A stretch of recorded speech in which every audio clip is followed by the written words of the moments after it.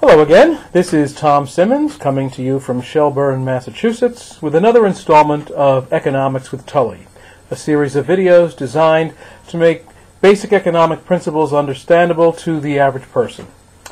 Today's lesson is going to be on GDP, gross domestic product, or the manner in which we measure production in the United States and in most nations around the world. When you watch the evening news, almost every night the media are reporting on a different economic figure. Sometimes they're reporting on orders for consumer durables, or factory inventories, or applications for unemployment. There's a whole series of economic indicators that economists look at in order to gauge the temperature of an economy. But the three main indicators that economists around the world use in any society are these. They look at price levels, they look at unemployment levels, and they look at production levels, a measure of the goods and services being created within a society. And economists proceed with the assumption that steady growth is a good thing for a society's economy, so that each year we'd be measuring the value of all the goods and services created, and we would want to see, let's say, a 4, 5, 6, 7% increase in that growth from year to year. For many years, the United States used a measure of production that was called gross national product, or GNP. And in using GNP, what we attempted to measure was the value of goods and services created in the United States, and the fundamental question we asked when deciding what to include and what not to include was, who is making the good? Or another way of asking that question, who is adding value to the unfinished good or to the intermediate good?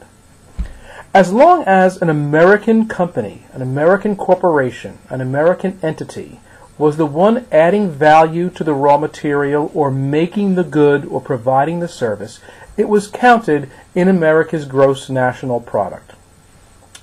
With globalization, that's become very problematic.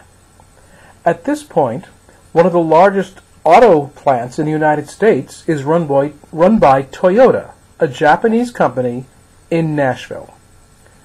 This company hires American workers, pays American workers, pays Social Security taxes, pays property taxes, hires local people to do maintenance in the facility, hires local salespeople, hires local truck drivers.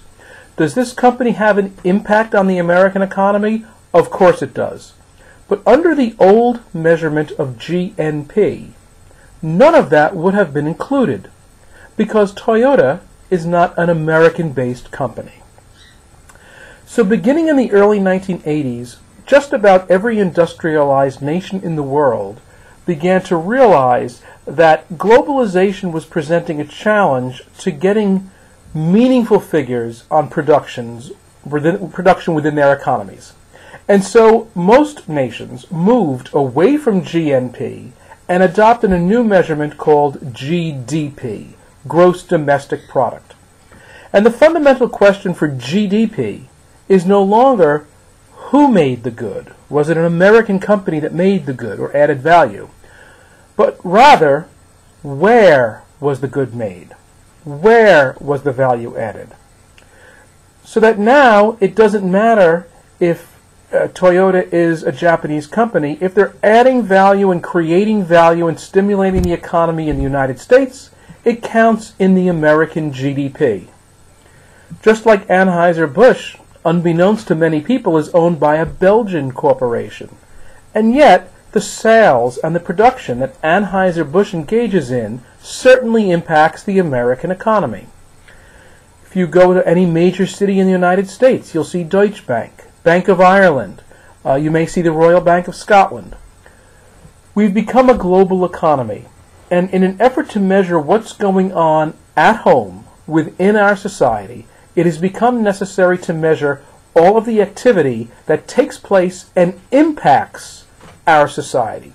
So now we're using GDP, this value of all the goods and services created on American soil, regardless of the nationality of the company that has actually made the good or provided the service. For the remainder of this video, what I would like to do is take you through a calculation, a very, very simplified calculation of how GDP is arrived at, show you some of the adjustments that we need to make in order to make it a good, usable figure. And then when I'm done with the calculations, we'll talk a little bit about some of the problems and challenges we have using GDP as a figure of the American economy. So, as I initially stated, GDP is a measure of the value of all goods and services created. So let's take a fictitious nation, the fictitious nation of Kensington. And in this fictitious nation of Kensington, they only make 3 products. That's it. They make boats, they grow bushels of corn, and they manufacture shoes. And that represents everything they do in their economy. In calculating GDP initially, it's really quite simple. What we do is, and this is the year 2010, we take the quantity of each of the goods created, multiply it by the value of the good, as indicated by the price, and then we just total up the figures. So 10 boats at $10,000 each is $100,000. 1,000 bushels of corn at $8 a bushel is $8,000. And 5,000 pairs of shoes at $50 a pair is $250,000 worth of value. When we add those 3 figures up, we arrive at $358,000 of value. And that would be the GDP for the year 2010 in our fictitious nation of Kensington. Now, in reality, numbers like that are ridiculously small. The American GDP is between 14 and 15 trillion dollars. Many industrialized nations in Western Europe are also in the trillions, hundreds of billions of dollars. Even underdeveloped or undeveloped agrarian societies in sub-Saharan Africa have GDPs in the hundreds of billions or in the billions of dollars. So obviously the figures I'm using today are very small, but they're small on purpose to help you understand the process.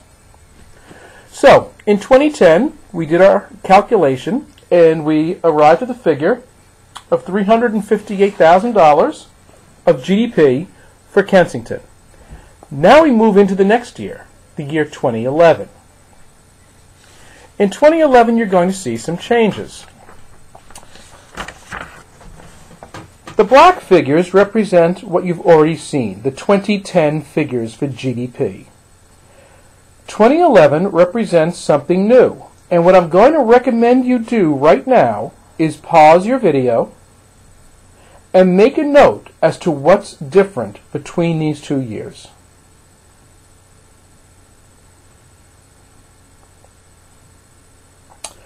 Okay, hopefully you've picked up something has changed with all 3 of these products. In 2011, rather than creating 10 boats, we've created 12 boats. So the total value is 12 boats at $10,000 equals $120,000. We've doubled our corn production. We're now making 2,000 bushels of corn at $8 a bushel for a total of $16,000. And finally, the amount of shoes we have manufactured remains the same, 5,000 pairs of shoes, but the price has increased to $60 per pair for a total of $300,000. When you add up the 2011 figures, you come up with a gross domestic product of $436,000. Those methods of calculating GDP are the simplest and the easiest, and they're called nominal GDP. Because really, all you're doing is multiplying the quantity of the good produced times the price. We have a problem, though, and the problem is with the shoes in this last example. The GDP in 2011 in Kensington has increased, which makes sense. We're producing more boats. We're producing more corn. We're not producing more shoes. In fact, the level of shoes has remained exactly the same. And yet, when we total it up, that figure was higher than it was in 2010. Why? Not because we made more shoes, but because the price of shoes increased. Now, is it important to look at changes in prices and how they affect an economy? Absolutely. In fact, we will have another entire video devoted to the consumer price index and changes in prices and issues of inflation and deflation. However, the purpose of GDP is not to try and measure everything in one fell swoop.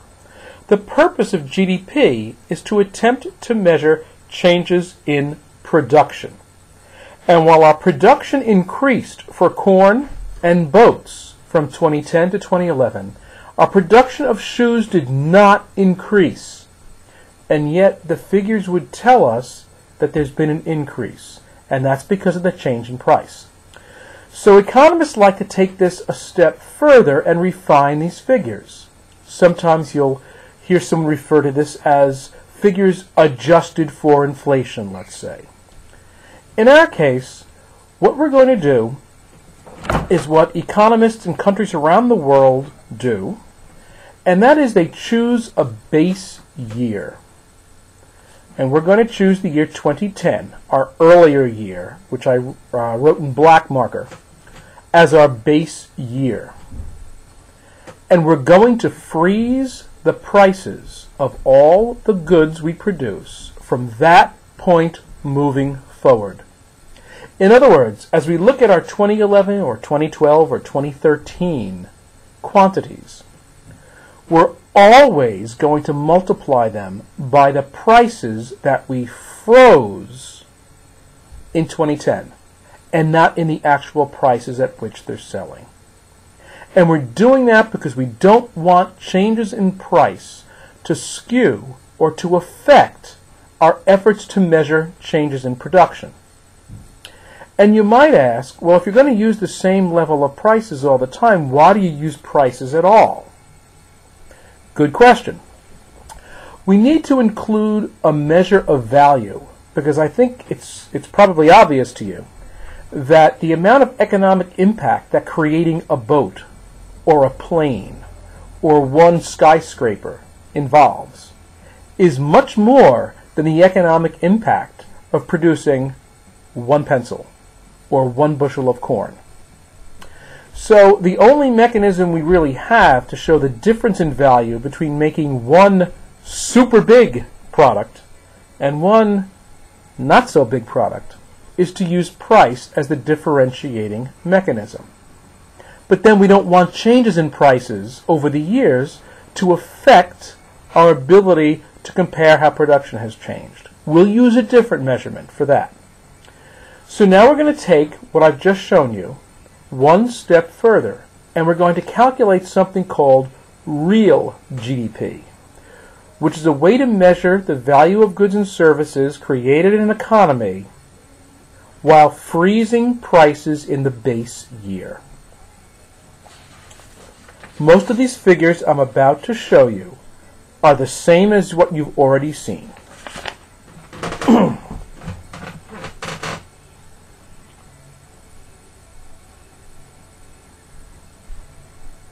2010 remains exactly the same as what you've already seen already. We've multiplied the quantities of the goods, boats, corn, and shoes, times their prices, and we've come up with a nominal GDP of $358,000. 2010 is going to be our base year, and that means we're going to use those prices, $10,000, $8, and $50 for all years moving into the future. In the base year, since you're multiplying quantity times base year prices, that of course means that the real GDP is exactly the same as the nominal GDP. You're multiplying the same numbers. But as we move into future years, 2011, we're going to see some changes here. And let's take this one line at a time. We have 12 boats produced. The 2010 price of boats was $10,000. So 12 boats at $10,000 is $120,000. No change from the nominal. When it comes to the corn, we doubled our corn production, 2,000 bushels of corn. And the price in 2010 up top is $8. Actually no change from 2010 to 2011. So 2,000 bushels of corn at $8 a bushel comes to 16,000. No change. Here's where the change occurs. In 2011, we created 5,000 pairs of shoes, and I put little marks underscoring that. We are not going to multiply 5,000 shoes times 60 like we did to get nominal GDP over here. We're going to multiply 5,000 shoes times the 2010 price of $50, the frozen base year price. That's going to give us a change number over here, $250,000, rather than $300,000 over here. It's now $250,000. When we add up the GDP for 2011, we now come to a slightly lower number than we had. It is now $386,000 rather than $436,000. And that's because we multiplied current quantities times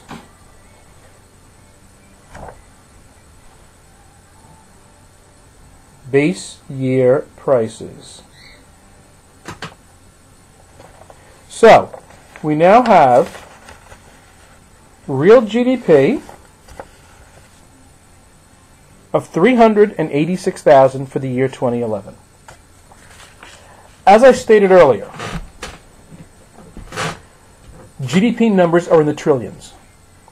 And if the news was to report that the U.S. GDP went from 14,683,422,384,622 to 14,800,000,000, you've already lost in numbers. So rather than get lost in these enormous numbers, the way that economists present GDP, which, by the way, is measured quarterly, every 3 months, and annually, is to present them as a percent change in the GDP from one quarter to the next, or from 1 year to the next. Percent change is really quite simple. To start with, a percent change takes the change between two figures and divides it by the earlier figure. That's all you have to do for a percent change. So in our case, the change between the 2 years was $28,000.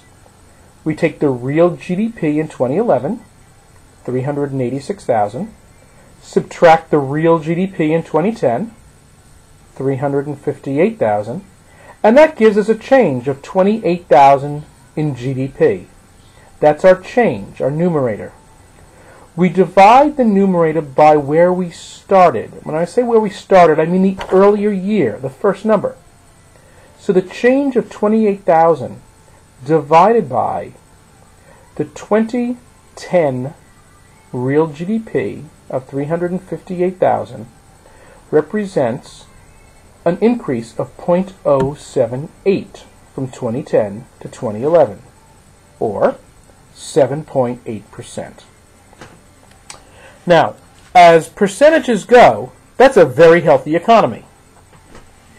When looking at GDP, most economists like to see a growth rate of 4% or higher. A 4, 5, 6% growth rate indicates a very healthy growth economy.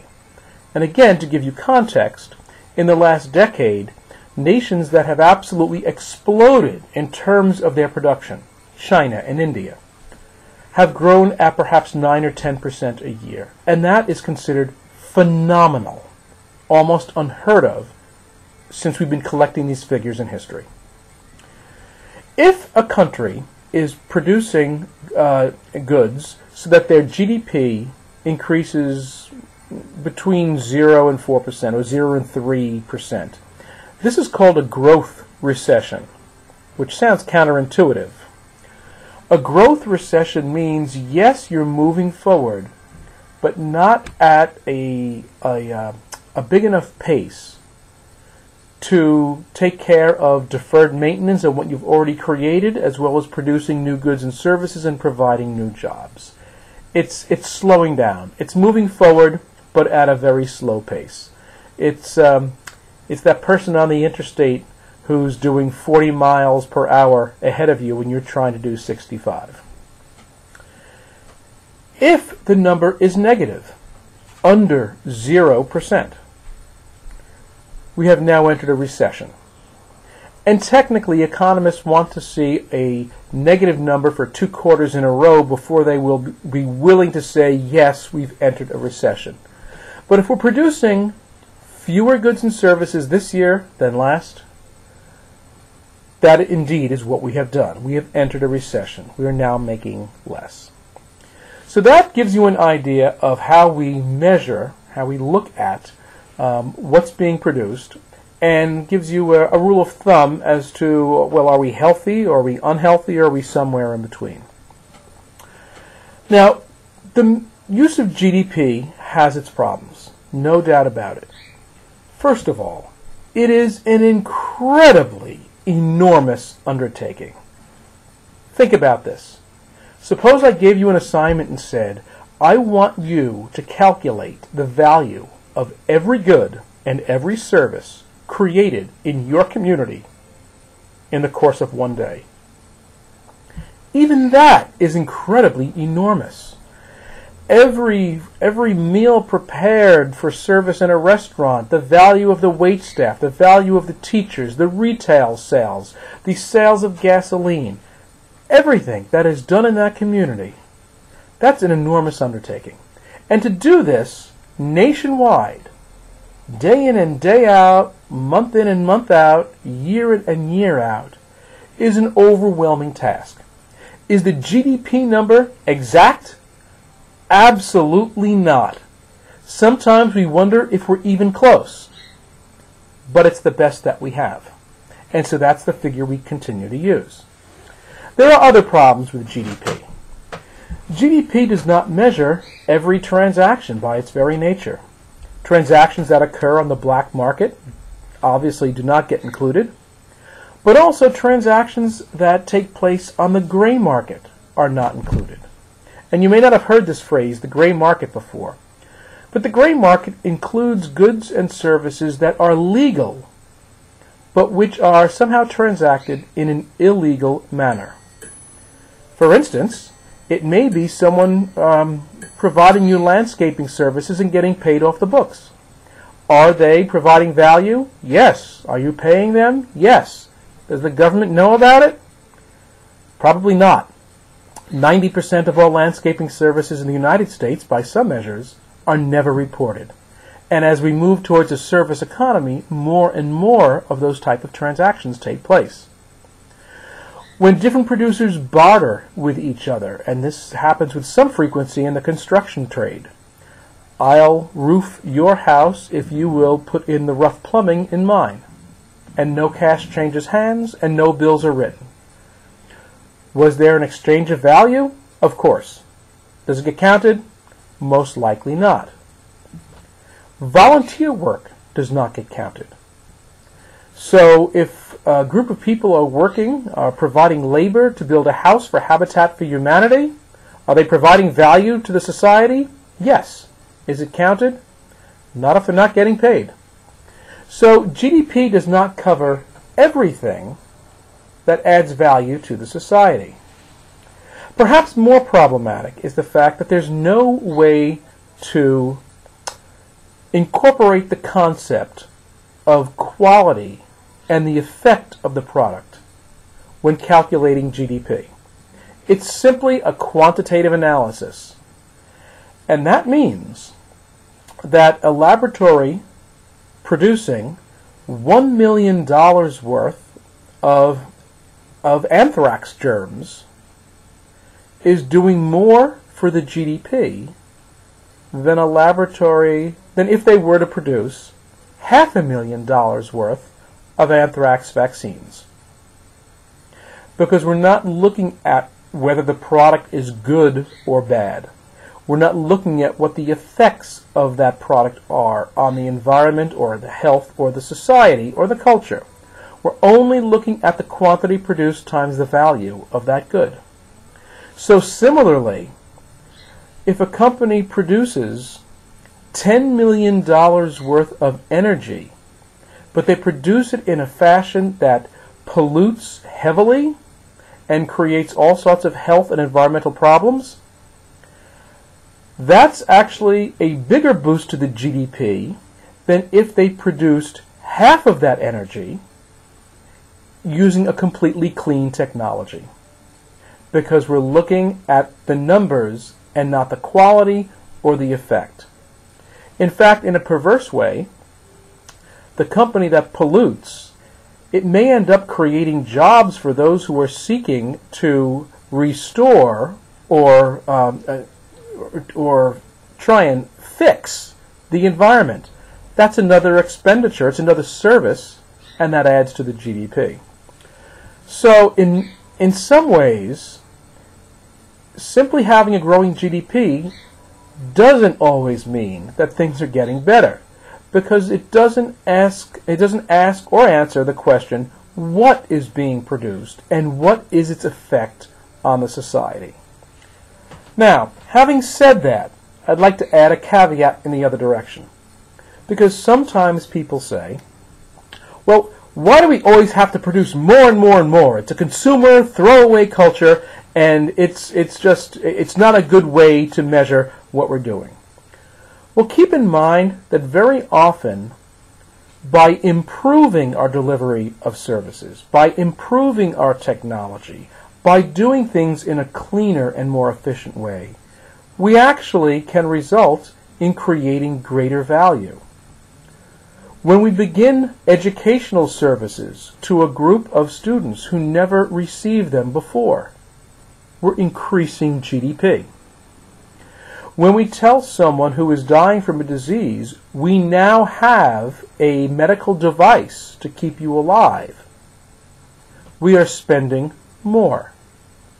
When we now have increased social services to help people in a counseling situation, we're spending more. So sometimes the expenditure of more on goods and services does in fact suggest a healthier economy, a cleaner environment, a better society. And sometimes a higher GDP suggests the exact opposite. There's no way to make a direct correlation between GDP, whether it's increasing or decreasing, and the quality of the production of those goods and services that are being counted. It's an enormous undertaking. It doesn't count a lot of the activities that we engage in that produce value for the society. It sometimes counts dirty activities and activities that degrade the society as being of high value. But then again, sometimes it allows us to improve our society, and those figures do show up in the GDP. It is by no means perfect. In many ways, it's not even very good. It's what we have. It's the best we have. And so we continue to use it, as does almost every nation in the world, year after year, in order to measure whether our societies are moving forward or falling behind. That's an overview of gross domestic product and how it's measured, and some of the challenges in using that statistic, and some of the problems in using that statistic. Thank you for watching, and we'll see you with our next video. So long.